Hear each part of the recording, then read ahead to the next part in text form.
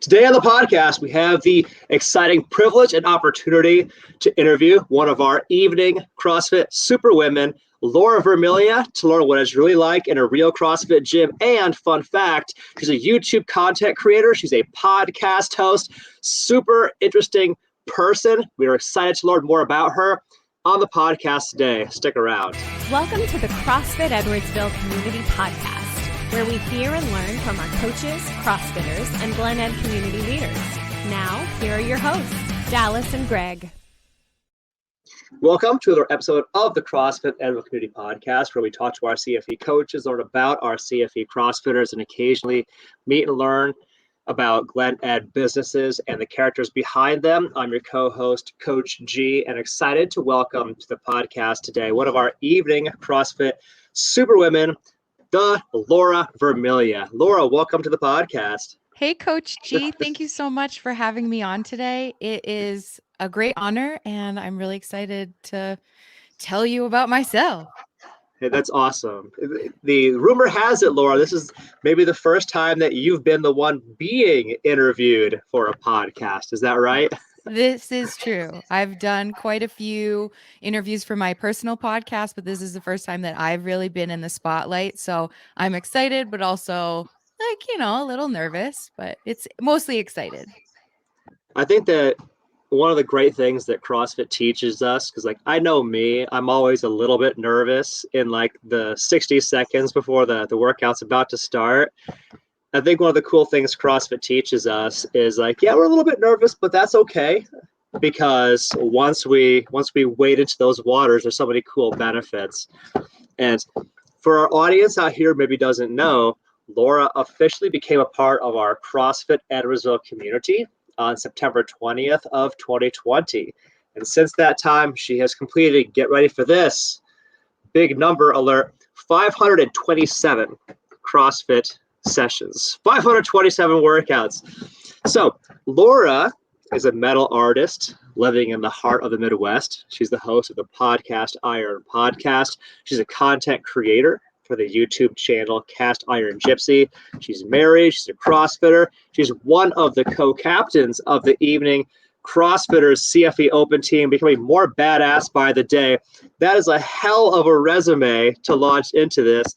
Laura, we're really excited to interview you and learn more about you. Thank you so much. So today we'll learn more about Laura the CrossFitter and the woman behind the microphone, the woman outside the gym. So we'll start with some easier questions, Laura. So over 500 CrossFit workouts completed so far. You will clearly have some perspective now. What are your all-time favorite CrossFit workouts? Well, I have to say that I don't have any specific CrossFit workouts like that I absolutely love, but I definitely love the type of workout that more is a grind. So longer duration workouts that will have a couple of movements, like maybe 3 different movements, or like a cash in and then 2 movements pairing for a certain amount of reps and then a cash out. Just something that will help me bolster my mental toughness. I feel Sure. I love all of the workouts that I've done. There's definitely ones that I curse in the middle of them, but I definitely find that I prefer to settle in to a long grind, and the kind of flash in the pan workouts, just 5 minutes and stuff, even though they are hard, they almost are it's bittersweet because they're over too quick. Sure. So you mentioned the workouts that you curse. I want to hear about the workouts that you curse, the hardest CrossFit workouts that you've done. What are those workouts? I'm just going to come out and say it. Murph, the workout that we do every Memorial Day. And now it's a blessing that we are able to scale, because with Murph, I'm not really the strongest runner. It's not one of my favorite things to do, but I am grateful that CrossFit gives me an avenue to get it in, because I do feel like it's healthy to get a little running in. And so having that to train for is definitely good. And then also, I can't really do RX pull-ups or RX push-ups, but I can do air squats all day, so it's like the perfect blend of giving me something to work on. So giving me, trying to be stronger at my pull-ups, whether they're banded or on a box, and just trying to improve on those movements. But at the end of the day, Murph will just, I mean, sometimes, like, I remember the second time that I did it is the first time I felt like I really worked hard at it, and it took me a week to recover, you know. Wow. So, yeah. Murph is an epic one. And it's very timely here, Laura. We know that Coach Bailey is writing the workouts to help us get ready for it. And thank God we're starting now. We have Yeah. a couple months, well, which is good. We get a chance to build up our capacity so we're ready when Memorial Day rolls around. You mentioned that there are certain parts of that workout that are really exciting for you. Like, what exercises are your favorites? Which exercises do you get the most stoked to see in the programming? Like, Bailey writes this exercise and you're like, that is my jam. Well, these movements are not in Murph, but the ones that I kind of tend to like the most are anything really with a kettlebell. So Hmm? kettlebell swings, kettlebell snatches. I just like the kettlebell. I'm very familiar with that piece of equipment just from even before I started CrossFit. And so, kettlebells and also heavy dumbbells, like heavy dumbbell carries, but also like kettlebell I'm sorry, I misspoke. Dumbbell snatches. I tend to be able to do the RX weight Sure. for those pieces of equipment. So I don't know if I would like to see a workout with both of those movements as a couplet, but Hint, those are hint, two of my Bailey. favorite. So at over 500 workouts, Laura's achieved veteran CrossFitter status and kind of like a leadership role also within our CrossFit community. That you were voted to be the person to be the captain of your squad at the CrossFit Open. So, like, as more of a veteran, you have some perspective now. What mistakes do you see newbie CrossFitters making, or if there's maybe like one mistake that you most commonly see newbie CrossFitters making? Maybe something that, like, maybe a mistake that you made when you were early in your CrossFit journey, and looking back, like, oh, I know better now, and what is that thing? Ooh, and it's actually something that I probably still do too much today. But I would say newbies and just across the board, comparing yourself to another athlete. You can't compare yourself to anybody else. And so newbies will come in and they'll see, a athlete that's a more veteran athlete that maybe has the techniques down, has the form down, and are able to hit higher weights because of it. You can't compare yourself to anybody, especially if you're just starting, because it's an easy way to get discouraged. And all you can do is compare against your previous self and how you're improving. Sure. So it sounds like your advice for the newbie CrossFitter would be like, don't determine your success or failure based on what you're doing relative to the whiz kid to your right who's been doing this for years. Like, if you're new to CrossFit, enjoy the journey of being in your lane and doing the right moves, right exercises for you. Absolutely. And also another thing to, like, kind of to that point is that whiz kid may be 10 years younger than you. They Sure. may be, or they may be 5 years older than you, but they have the longevity in CrossFit. They've been doing CrossFit longer than you. And so it's like you really can't compare yourself to anybody else besides your previous self. Yeah. So speaking of that, Laura comparing to Laura, what is your number one goal in fitness right now? Like, where is Laura trying to take Laura in the coming months?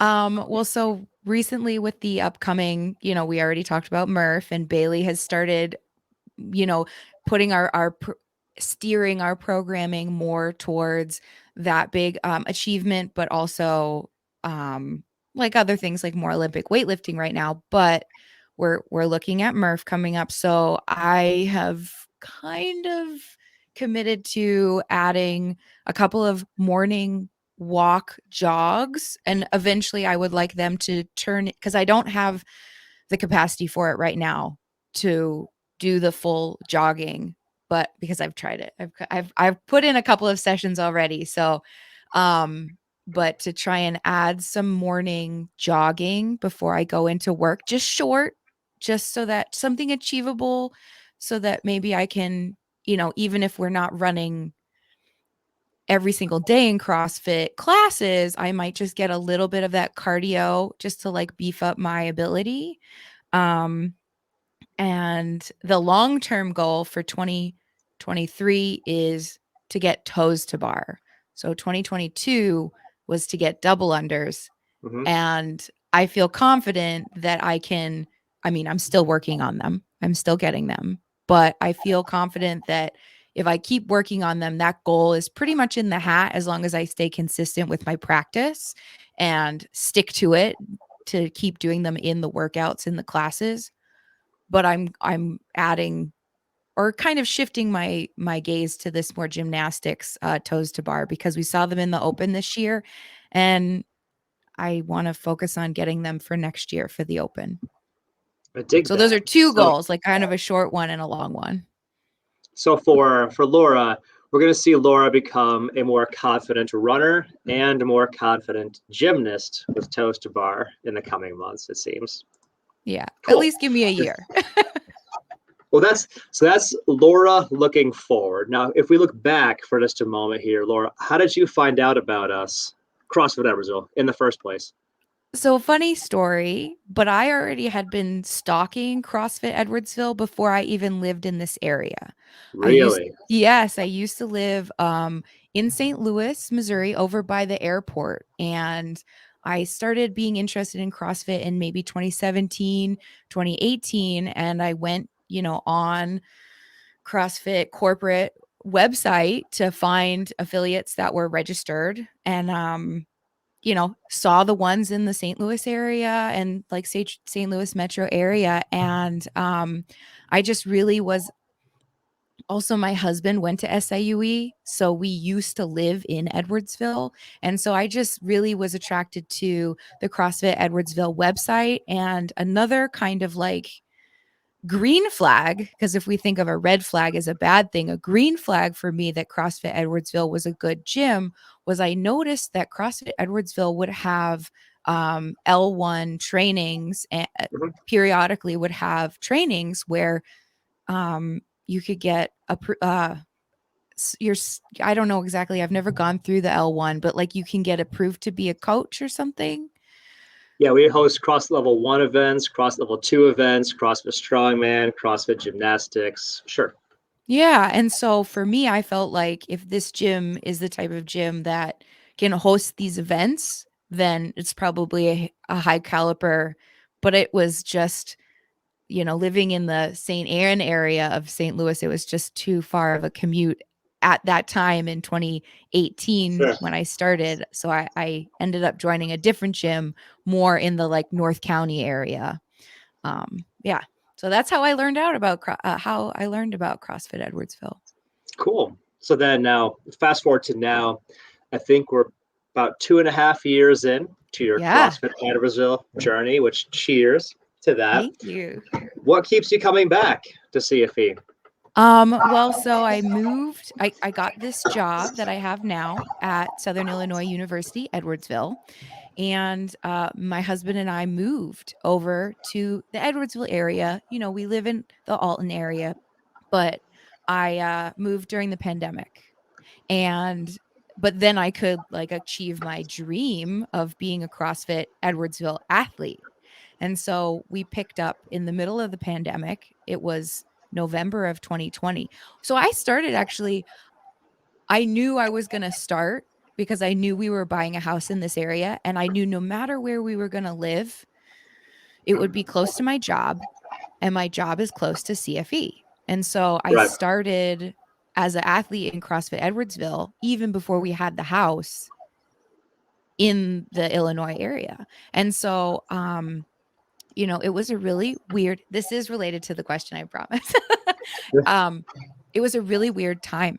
I joined the gym and everybody was doing a great job of making sure we were disinfecting the equipment and masking and still social distancing. But outside of my job, where I only really interface with 3 people, even though it's for the big university, the museum department is a small department in a storage facility building. So I really only see 3 people. And so being able to join the CrossFit community at CrossFit Edwardsville, that's where I got all my friends. Hands down. Hands down. And so I would say that besides always wanting to be a CrossFitter and enjoying being a CrossFit athlete, what keeps me coming back to CrossFit Edwardsville is the people, my friends. It's my whole friend circle. It's my social circle. The Sure. people at CrossFit Edwardsville are A+. Well, that's awesome to hear you say. I know that for me, I'm a pretty committed introvert, and the time that I spend, like I was in the 9:30 class this morning, I know that for me, it helps me get out of my own shell to interact with people, and because otherwise I'd be like on my own in front of a computer all day, and I think it's really helpful to have that time away from home, away from work, to be just a whole person hanging out with other fun adults and like doing fitness, having a good time. So this leads nicely to my next question is, what have been the best benefits for Laura? You mentioned you make friends, you have that community, there's the social circle for you. Like what else in terms of like how you look, feel, perform, helping you as a professional who needs physical capacity? Like speak to that a little bit.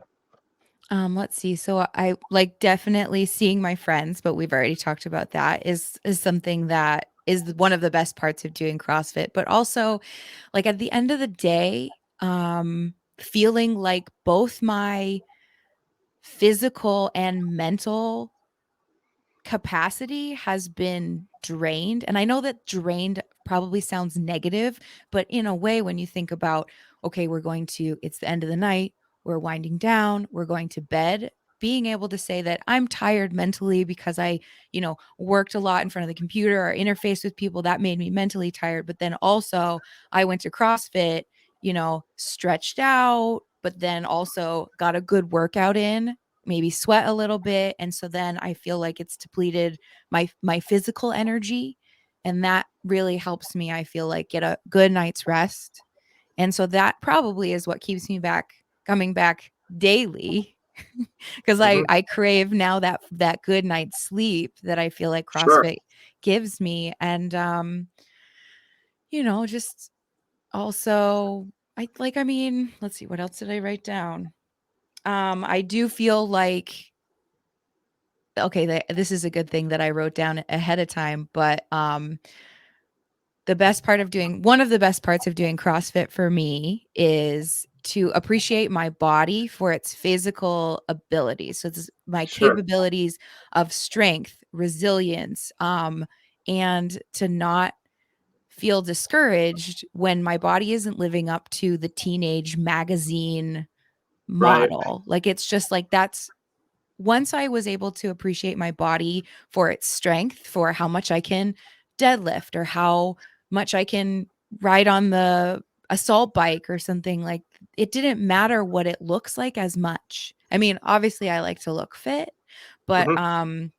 realizing that all bodies are different and that I can't hold myself to an unrealistic goal because those magazine covers that like I aspired to be when I was younger, it's not realistic. But what I'm achieving with the help of CrossFit training, that is realistic and it's something to be proud of. Sure. And I can really appreciate that too, that I think for so many people, a lot of life gets to be like this, just like repetitive hamster wheel of I'm doing the same thing at work every day. And there's a lot of stuff that just feels like rote repetition from day to day to day. A lot of people, a lot of like working adults, this maybe not be Laura's story, but something that we hear a lot is that you kind of Yeah. feel like it's Groundhog Day. And especially like when you're out of school and you're no longer an athlete in a sport, perhaps, it's very easy to kind of forget or not be able to experience the magic of seeing what your body is capable of and learning about yourself in that way. And one of the cool things that I've seen and what I hear about from people in CrossFit is that it lets you kind of rediscover yourself and what you're capable of. And it's really cool when you have the opportunity to surprise yourself, like, holy cow, I didn't know that I could deadlift that. Or hey, I didn't know that I could land 5 double unders. Hey, this is kind of cool. It's like it reopens the door to self-discovery in a kind of fulfilling way, in a lot of ways. And as you said, it's awfully rewarding to get to the end of the day and just feel that sense of satisfaction. Like I can feel in my mind, in my body. I really pushed myself today. I want to sleep well at night, knowing that I put in the work today. I'm proud of what I've done, and I had fun with my friends, and that's what really matters the most. So, speaking of social circles, Laura, tell us about your family now. Shout out your people, shout out your friends. Well, definitely my husband, Rob, he has supported me in CrossFit, which I think is very important for a woman to say. My husband Mhm, supports me in CrossFit and gaining strength and but also in everything. He supports me in everything. And my family has been really supportive as well and excited. My mom always says, I think CrossFit is just the best thing. You're really doing great. And I don't know if she knows exactly like what we're doing, but that's okay because she's just proud that I'm staying active and that um, that I'm proud of my body and my capabilities, and I have a brother who he and his wife have 2 kids, our niece mhm, and nephew, and so just to be, a role model for them moving forward and just know that my niece can look up to me and say, "Wow, my auntie, can deadlift 215 pounds," or whatever. I mean, they're young now. They're really mhm, young, but I feel really grateful for CrossFit that they'll be able to grow up with this like constant figure of mhm, me just mhm, being strong and confident. And mhm, then my in-laws are fantastic as well. My husband is one of 4 boys, and all 3 of his brothers are just like almost like blood brothers to me. I mean, I've been in the family for a while now, over 10 years. So they've kind of adopted as their little sister. And I have a wonderful family and I'm very grateful for all of them. That's awesome. Yeah, but we have to ask about your career too, because it's not every day that we get to have like a real content creator for the YouTube, content creator on the podcast side of things. So tell us about your career and then how that has like filtered into these other really exciting things that you do as well, Laura. Well, so I went to school for art. I went to school for jewelry design for my Bachelor of Fine Arts. And that was at a state school in Massachusetts, a state university. And then immediately from there, I went to graduate school for metalsmithing and sculpture as well. And so the sculpture is quite a physical endeavor. And so like welding and that's where I learned the art of iron casting at the University of Georgia. And from there I moved to the St. Louis area for a residency in the metal arts and was kind of bouncing around the St. Louis area for a couple of years, having multiple part-time jobs at a same time, and just to like pay the bills and pay my student loans and all of that. And I fell into the career of an art handler and art installer. And so that looked like, being an art installer for starting off as a volunteer for the Craft Alliance. I'm just dropping like local art organization names in St. Louis, but the Craft Alliance people will be familiar with. And then I went on to work for Lohmeyer Sculpture Park and the Regional Arts Commission as kind of gallery assistants, installers, until I finally landed a job at the St. Louis Art Museum as a preparator. And preparator is basically the trade name for an art installer or an art handler. So I worked for the St. Louis Art Museum for about almost 5 years, um, just installing all the exhibitions. So if anybody locally like went to the Egyptian show that had those like huge Egyptian statues and stuff. I helped with a hard hat on and a gantry, installing those things. And so it's very physical. And so that was one of the reasons why I started CrossFit, was so that I would be strong enough to not be injured at work. I was strong enough to do the physical labor of holding up really large paintings and like, having upper body strength so that I could install hardware that was over my head. And so that kind of career then transitioned into working at the Southern Illinois University Edwardsville Museum. And so it's a smaller, less stressful environment, which I enjoy very much. And so that's what I usually say is I diversify my revenue stream by having a full-time job. And so that job of art handler is how how we pay the mortgage, and that's how I get my health insurance. But then, and I think we'll talk about it probably more in the hobbies section. We'll talk more about the content creation and the Sure. podcast, because those are my passions. Like those are the things that if I could do that for a full-time job, man, I probably would.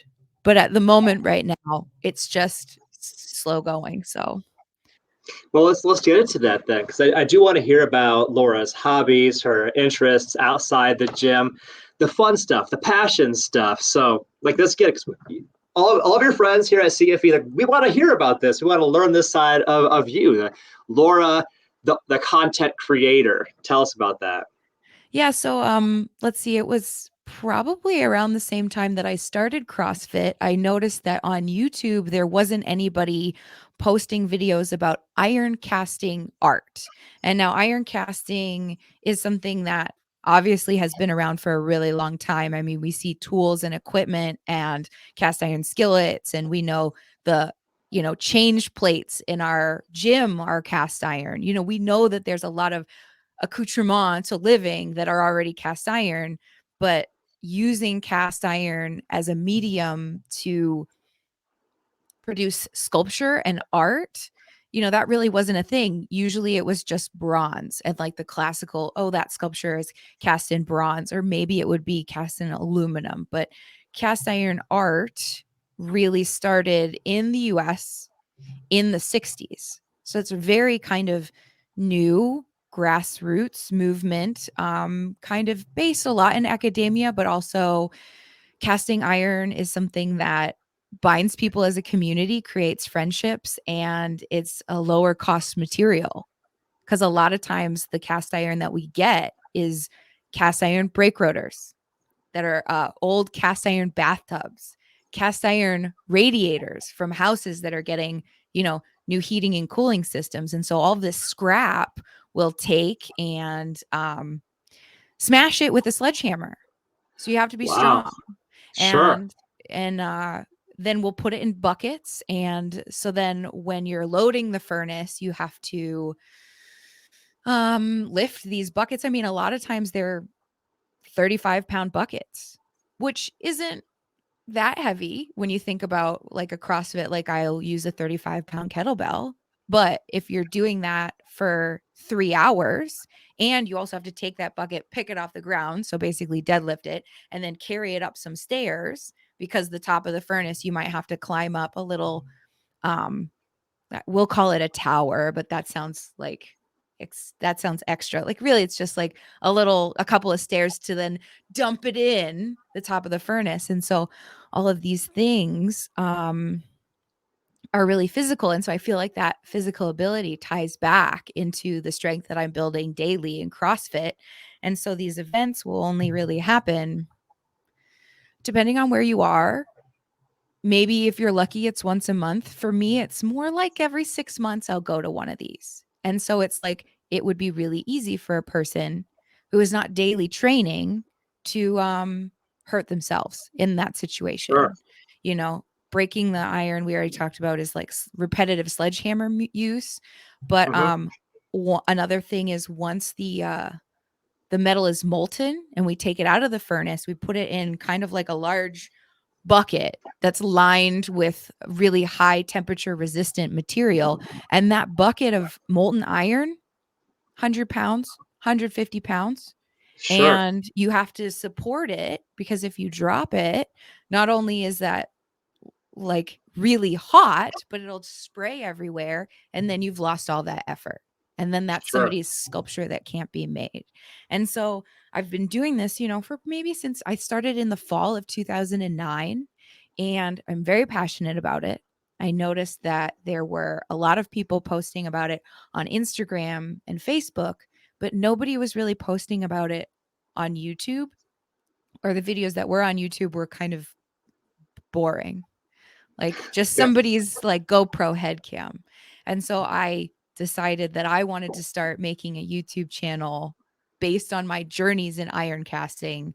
And so that's what I do now. And ironically, like then the pandemic happened, and so I wasn't able to go to any of these events, but still training with CrossFit so that I was ready when the time came. But so Sure. then my YouTube channel kind of changed more to me working in my metalsmithing studio and doing kind of small scale projects, but it helped me build my filming skills, my editing skills. Like, we talked about before we started the podcast, but, getting a handle on audio and making sure that I had like good microphones and things like that.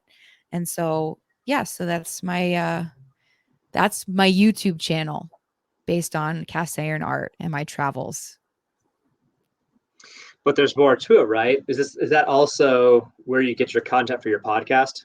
Yeah. So, a few things happened. I listened to a lot of podcasts about making. So I found that there's a lot of podcasts about blacksmithing and knife making and woodworking and uh, just different prop making and things like that. But there was it's the same thing again, as in there was no YouTube channel talking about iron casting art. There's no podcast that somebody like me in the cast iron art community. There was no content for us that was specifically about iron casting. And so also some people in the cast iron art community passed away. And so I realized that these stories, because a lot of these people that are still alive, but they're in their 70s, they started the movement. And, every day that goes by, they get a little bit older. We all do. It's a part of life. But I really I felt driven to capture their stories in a meaningful way, so that it would be immortal, like the history would kind of be captured from their Sure. perspective, but then Right. also this history can be shared with other people around the world, and those to come that maybe will never meet these like founding Pioneers. fathers. Yeah. Yeah. So now I have the podcast and the YouTube channel, and work full time and go to CrossFit. I guess you could say full time if I go 6 days a week. And Right. so that's like everything that I'm passionate about, all like right there. How do you balance it all? You have so many different irons in the fire, pun intended. My gosh. Well, I have to work my day job. Like I have to go and install art. But one good thing about it is, as soon as like it's time for me to leave to go to CrossFit, I don't have to I'm fortunate that I don't have to think about my job after hours. And there's a lot of people that don't have the luxury of doing that. So if you're going to have kind of a lifestyle like mine, it would probably benefit you to not have a job that you work even when you're, some people will say, I feel like I'm working even when I'm sleeping. Like, so that's a Sure. benefit that I have, is like, I'm not a manager. I don't have to really think about that day job outside of work. So like I Sure. leave. And then another thing is, I have to stay healthy, and I have to stay like bodily able to do everything I want. So that's another, like I have certain non-negotiables. Like the CrossFit is a non-negotiable. Trying to eat Right. healthy is a non-negotiable. So like cooking food when I get home from CrossFit, having quinoa prepped so that all I have to do is grill some vegetables. Like those are non-negotiables, because my longevity is going to help me be a more prolific person. And Absolutely. so then the other things, I feel like scheduling is a big part of that. So making sure that I'm scheduling, like the podcast only goes out every other week. And so so that's kind of one of the ways that I'm able to maintain it, is because I have figured out how long it takes me to edit the podcast, upload it, all that stuff, the thumbnail, everything, and then still be able to fit in the YouTube stuff. And so that's Sure. just troubleshooting. But scheduling, and when I have to let something go, I just let it go and know, like, okay, I'm not going to upload on the YouTube channel this week because I have a CrossFit competition I'm doing Festivus. And so it's like, there's being kind with myself and knowing that I have my hard and fasts that are the most important, and then the hobbies, like the YouTube channel and the podcast. Like, I do have the podcast schedule, but there's other things that they're my hobby. Yeah. Sure. Well, it's awesome that you get to have like so many different like passion projects and things that you love. Swimming in the Laura ecosphere, I guess you could say. So we're gonna go into a little bit of a lightning round Okay. now, Laura. We'll throw you a question, give us your 10-second answer related to stuff we talked about so far, the stuff you love. What is an unusual habit or an absurd thing, a crazy thing that Laura loves? Go. Oh no. Okay, this is really weird, but one thing that I love doing that is probably going to be bonkers is I love dumping footage from my SD cards. So like anytime I film something, with the camera, the Yeah. little tiny card will have like those files on it. And that gives me so much anxiety because so much can happen. And I've spent so much time, you know, getting that footage. Making, And so creating. having those files be backed up on 2 different external hard drives. Once that's done, so I have the SD card and then I have it on 2 different external hard drives. Oh, it's like the best feeling ever. And that's It's just something I've feeling of never. enormous relief. Like, oh, thank Yeah. God. And I've never told anybody that. Hey, I love it. So, okay, next question. What's a question you've always wished somebody would ask you? Go. Well, it's funny because we touched on it a little bit. So I really have always wanted to be asked, how does CrossFit and iron casting, Hmm. like, how do they relate? But I already Sure. I wanted you to ask me that so bad that I already answered it. But just, yeah, the like making sure that you can deadlift 150 pounds so that when you comes time to wearing, all the protective gear. So that's like another thing, like in CrossFit, a lot of times athletes will perform the workouts in a weight vest. And I haven't gotten to the point where I do a weight vest yet, but it might be a goal of mine, because I'll tell you, the protective gear that we wear to do iron casting is like leather. It's leather jackets and leather pants, like another pair of leather pants over.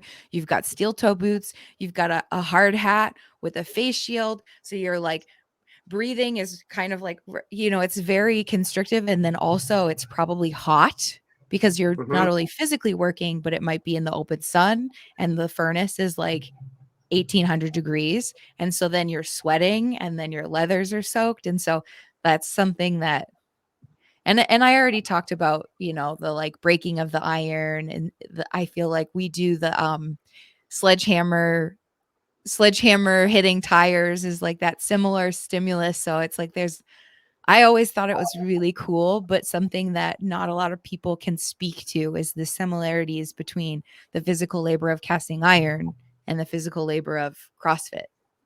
Absolutely. And I know we've got some clarity on that, thanks to you, Laura. Now, what about any mantras or mottos or philosophies that guide you in life? Go.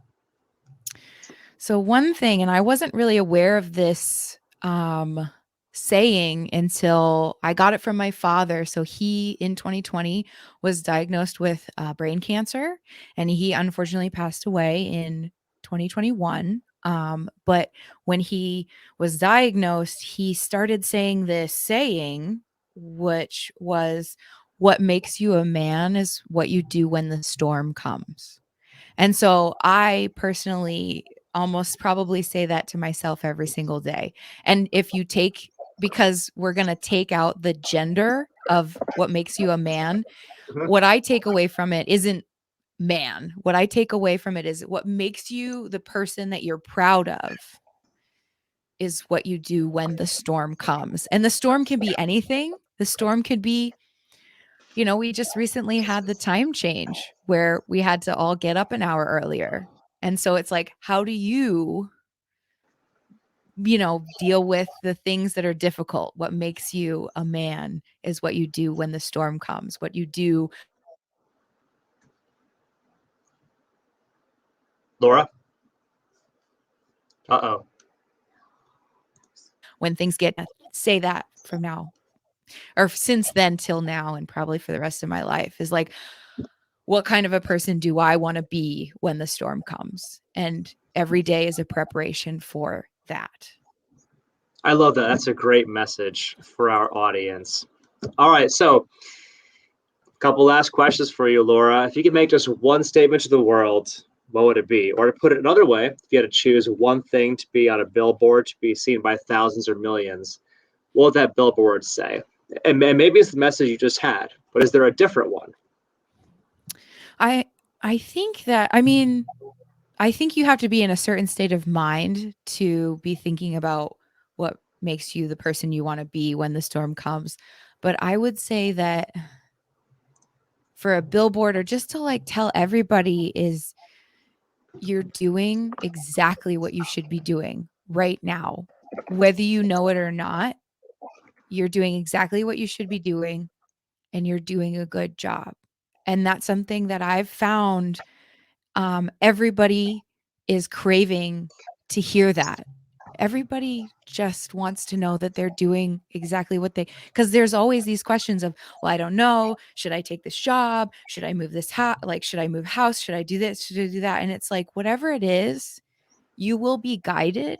You won't necessarily get what you want, but you'll get what you need. And we just have to trust that, because I think it's more comforting to trust that I'm doing exactly what I should be doing and that I'm doing a good job than to be living in the uncertainty. And so that's what I Sure. just want everybody to feel like, whether you know it or not, you are doing exactly what you should be doing, and you're doing a good job. I find that message comforting and reassuring. So thank you for sharing. Okay. So, Laura, as you look ahead in life, what most excites you about the future, or what are you most looking forward to? In the in the short term, I'm looking forward to going to the national conference on contemporary cast iron art, which is going to be in April at Birmingham, Alabama, and it's going to be the first iron pour. It's going to be the first national conference that we've had since the pandemic. So it's going to be like a Wow. really, really big um, family reunion. And now that I've been doing this podcast, I know even more people in the community. So in the short term, I'm looking forward to this national conference. I'm looking forward to more iron pours in the future and making videos about them for the YouTube channel. And I'm just keep on looking forward to the growth of the podcast, and just I'm interested to see where that is going to lead. Yeah. And I'm For looking forward sure. to Festivus. Huh. The uh, Festivus Games. Who are your teammates for Festivus? Allison and Okay. Julie. That's exciting. And That's a star so, squad. yeah, so last year we did it and we took first in the novice category.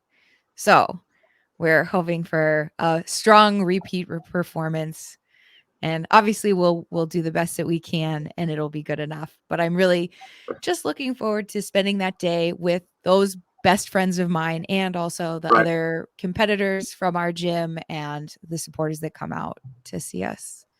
That's awesome. So then, Laura, if somebody wants to check out your YouTube channel, how do they find you?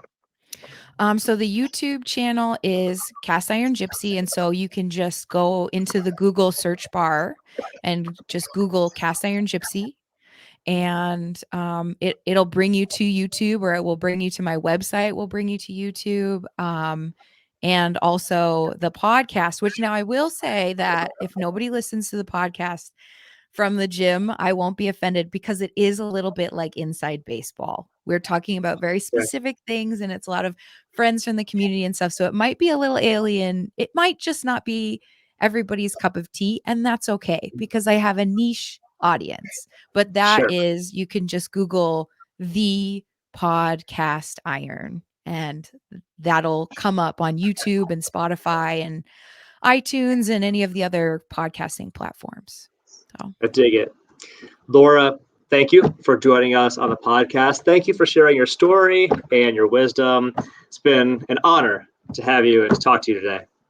thank you. It's been a really great honor for me to be in the hot seat and it's been exciting and I don't feel nervous anymore. So thank you for inviting me on. Hey, it's been wonderful. To any of our audience out there, if you want to learn more about CrossFit Edwardsville, you can find us on all the socials. And then when you're ready, click over to CrossFitEdwardsville.com. You can book a no sweat conversation with a coach and learn more about what your unique CrossFit journey looks like. But that's it. That's all we got for today. We'll see you guys in the next episode. Peace.